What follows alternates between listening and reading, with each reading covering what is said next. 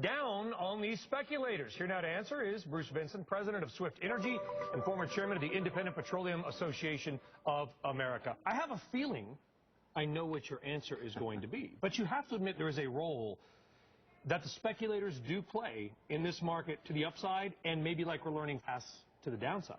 Yes, I mean, speculators are simply investors. They do definitely add to the amplitude of velocity in the markets, but they don't have the ability to manipulate price. We also need to remember, I always come out and talked about trying to increase oversight over speculation. Dodd-Frank was passed, a part of that, for that very reason, and not all the rulemaking has been accomplished yet. So if we should let that follow through and see what the rulemaking does before we start bringing on additional regulation.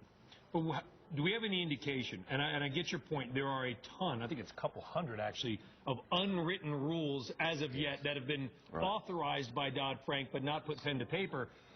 Do you have any indication of how those rules are going to look based on speculation? No, we don't. And one of the concerns that producers have is producers use these markets all the time to hedge our products. We're long on the product, and we want to be able to hedge, take some of the price risk out. We want to be sure that we can continue to do that.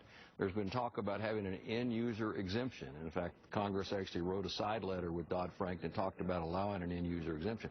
We've not seen the rulemaking on that. We need to be sure that the markets allow end users, whether it be airlines who are trying to hedge fuel cost or producers who are trying to hedge their product that they're going to produce later, not be mixed up with financial investors who aren't long or short of the product. Because the market has changed, and certain during your time being involved. What is it then? What is it that's changed over the last 10, 15 years? How different is it now, and why is it that there seems to be, this other pool of money out there that's influencing commodities and oil prices so much? Well, the biggest change, the market's so much larger.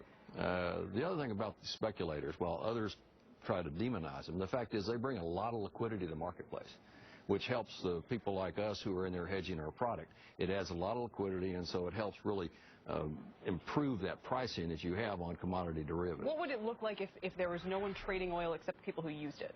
Oh, it significantly reduced market. It would be a lot harder for producers to hedge their product. It would cost them a lot more to do that. Same thing would happen if you all of a sudden started requiring margin requirements on the part of producers. Much of that market may go away, which would in fact add to the risk of our business because we wouldn't be able to manage price risk. Do you think the president or his economic staff fully understand the role that speculation and hedging play in the market?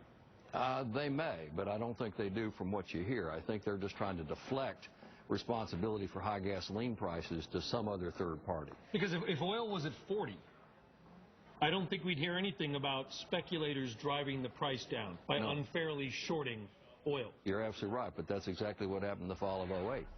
Speculation is investing. It can go south or it can go north very, very quickly. It will do that quickly, and that's where it adds to that amplitude, the volatility.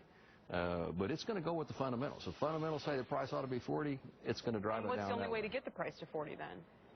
Well, oversupply or reduced demand. Yeah. You really see that it always comes back to the fundamentals, supply and demand. You have these other things like geopolitical risk, you have the value of the dollar, you do have speculation. So either a recession or a miraculous new recovery is going to change the base fundamentals. Fundamentally, does natural gas, especially with the Cheniere Energy news, the LNG terminal first approved in America in 50 years, I think it's a huge story. Unfortunately, Apple getting a lot of the attention today.